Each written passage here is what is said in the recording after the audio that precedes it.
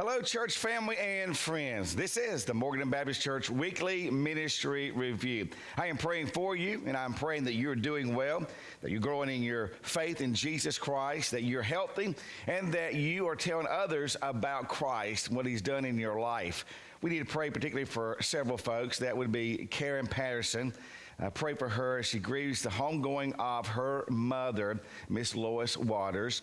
Pray also for Tara Takersley. That was her grandmother.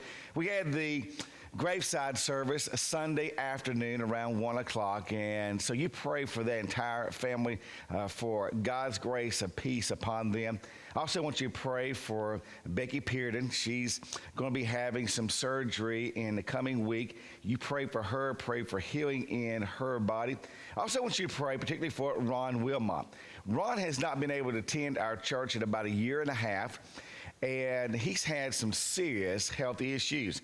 A heart attack, several mini strokes, and all through this entire time, God has brought him through and healed his body.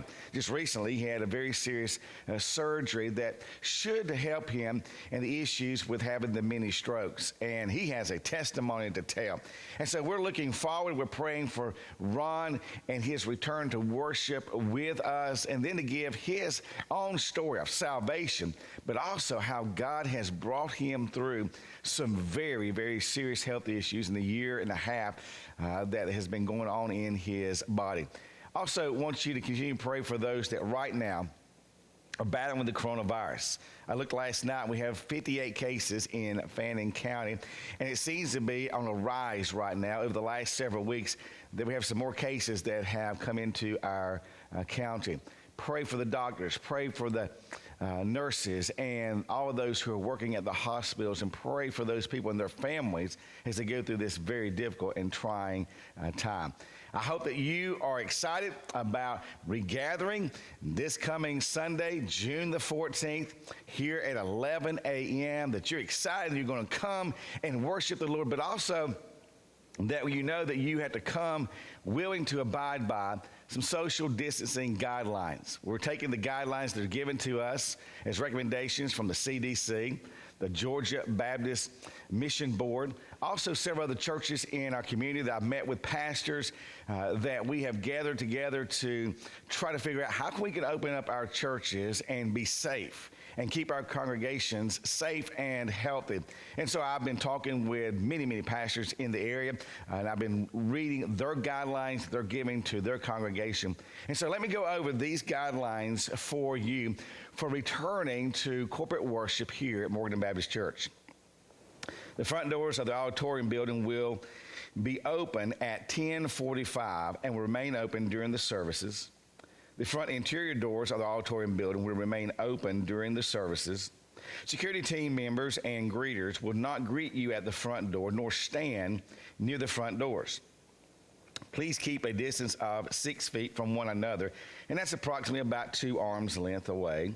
Please do not shake hands or hug one another.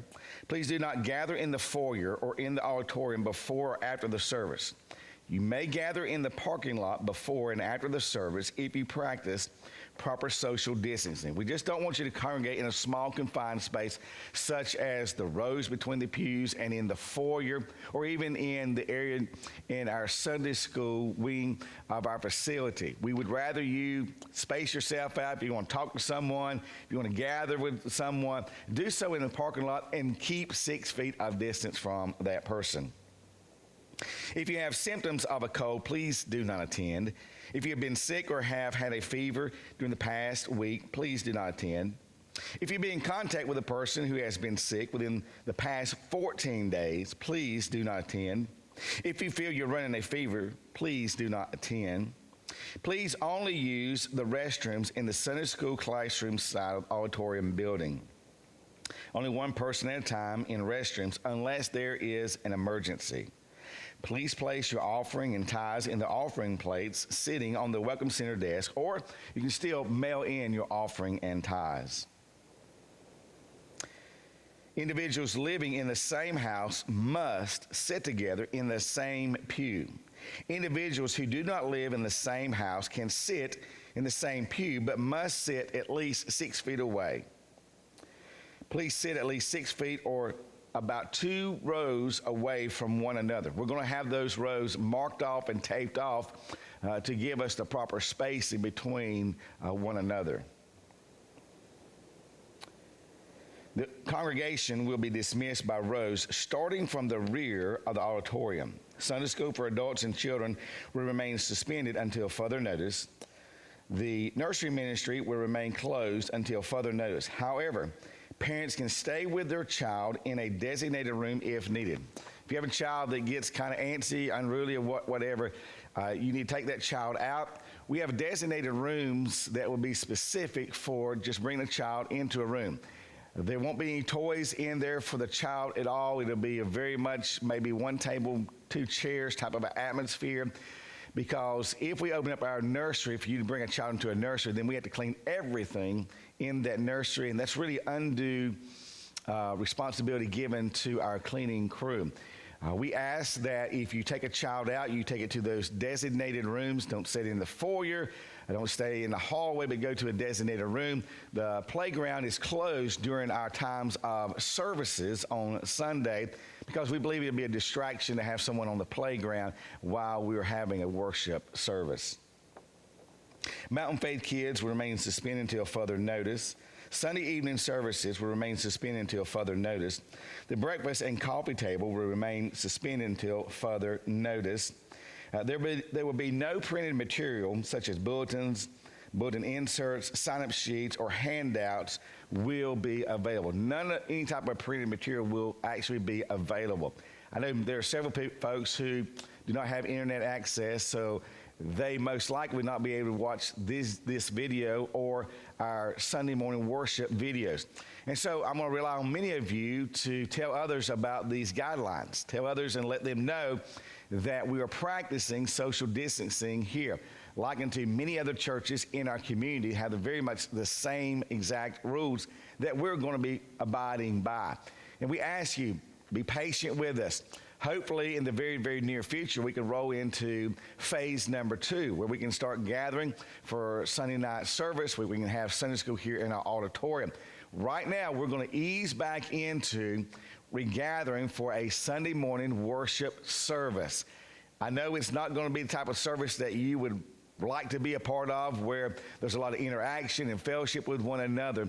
But for right now, we're going to do our very, very best to have a Sunday morning worship service that will keep you safe and that will keep others safe as well.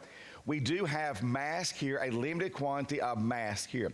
We do advise you to wear a mask, but it is not required. We cannot require you to wear a mask, but we do advise you that you wear a mask into the auditorium building while you're in the worship service. Now, if you don't want to wear a mask, that's totally fine. We understand that. But it's going to be your responsibility to follow these guidelines so that you're not exposing yourself or anyone else to the coronavirus. There was a church in Ringo, Georgia, that opened up for corporate worship service the last Sunday of April. And they went by the CDC guidelines and the guidelines and procedures that were given to them by the Georgia Baptist Mission Board. After that service, there was an outbreak of the coronavirus among 45 members of that church. We don't want to be like that church. Even though we're abiding by some of the same very guidelines, we don't want to be that church in which there's an outbreak and the spread of the coronavirus through our church and into our community. That's why we're taking this very, very seriously, so that we don't ruin our reputation as a church here in our community, and so that we keep you healthy. Now, when you arrive next Sunday, you'll probably notice that we have our sign covered up. We're doing that because we are repairing our sign. For many years, our sign has been in need of much, much repair because a lot of the letters are falling off.